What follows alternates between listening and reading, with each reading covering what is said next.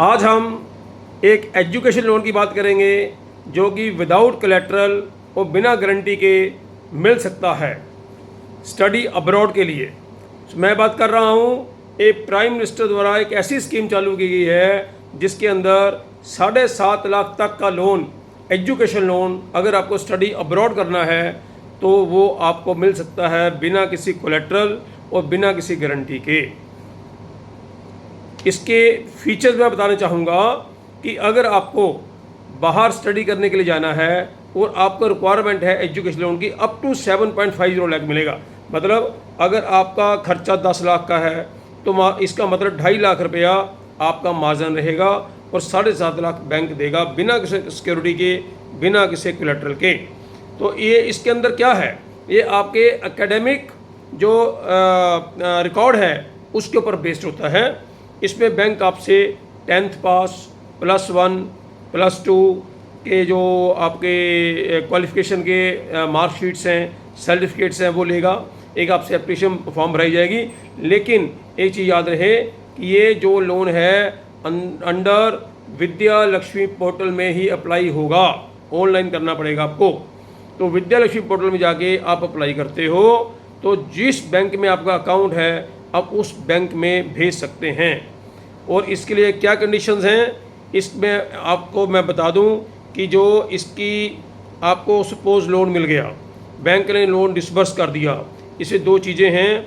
या तो आप मंथली इसका इंटरेस्ट पे करेंगे, जितनी अमाउंट बैंक ने डिसबर्स की है उसके ऊपर मंथली इंटरेस्ट पे करो। अगर आपकी कैपेसिटी नहीं है पे करने की तो बैंक आपको इंसिस्ट नहीं कर सकता, क्योंकि जो इंटरेस्ट आपका अक्यूमुलेट होता जाएगा अगर आप इंटरेस्ट नहीं पे करेंगे after the completion of the course, उसके बाद आपको 12 महीने का टाइम और मिलता है। 12 महीने या 6 महीने, अगर के 6 महीने के अंदर आपकी जॉब लग जाती है विच एवरेज अर्लियर, तो इसकी रीपेमेंट स्टार्ट हो जाती है। तो उसमें फिर आपका इंटरेस्ट जो है प्रिंसिपल में इकट्ठा हो गया, कम्युलेट करके इसकी इक्वेटेड मंथली इंस्टॉलमेंट बना दी जाती हैं, जिसका कि मैक्सिमम पीरियड 15 साल तक है। ये डिपेंड करता है 5 साल करो, 10 साल करो, मैक्सिमम 15 साल तक आपका इसका रीपेमेंट पीरियड हो सकता है। नंबर 1। नंबर 2, जो इसमें मोरेटोरियम पीरियड आपको मैंने बताया, स्टडी पीरियड +1 ईयर, ये इसको हम मोरेटोरियम पीरियड कहते हैं। तो ये जो एक चीज़ और बता दूं कि अगर लोन मैरिड वुमेन ले रही हैं, मैरिड वुमेन को स्टडी अब्रॉड के लिए जाना है तो इसके अंदर उनके हस्बैंड को एप्लीकेंट दिया जाता है। अदरवाइज़ अनमैरिड केस में अगर सिंगल लड़की है या लड़का है तो उसके केस में उसके पेरेंट्स को एप्लीकेंट के रूप में लिया जाता है। और को एप्लीकेंट के लिए जो डॉक्यूमेंट्स रहेंगे वो है कि उनके KYC, PAN card, Aadhaar card, voter card, address proof के लिए आपका electricity bill, water bill etcetera, ये चीज़ें बैंक लेता है अलॉन्ग विद लोन एप्लीकेशन। तो ये चीज़ें आपको देनी पड़ती हैं। अगर आपके पेरेंट्स सैलरीड हैं तो उसमें आपकी 3 months pay slip, salary slip, ITR, bank statement, ये सब आपको देना होता है।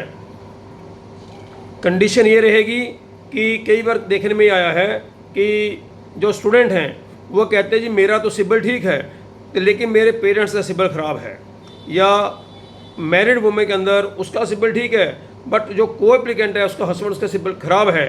उस केस में कई बार ये बैंक का डिसीजन होता है कि सिबिल के अकॉर्डिंगली देखकर कि इसको लोन देना है या नहीं सैंक्शन करना। So it depends upon the bank, आप उसमें इंसिस्ट नहीं कर सकते। सिबिल, फाइनेंशियल क्रेडिबिलिटी, ये सब उसके अंदर देखी जाएगी। सेकेंडली, अगर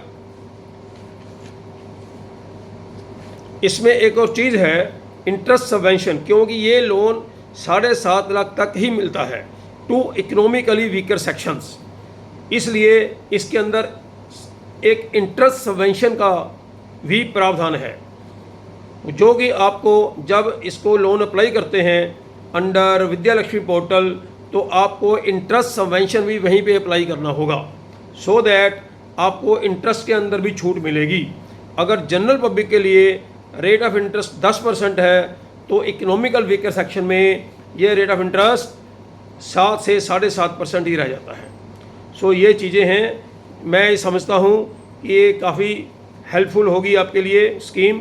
सो जो लोग इकोनॉमिकली वीकर सेक्शन से हैं और जो इस बात का बेनिफिट उठाना चाहते हैं, they should must avail this opportunity.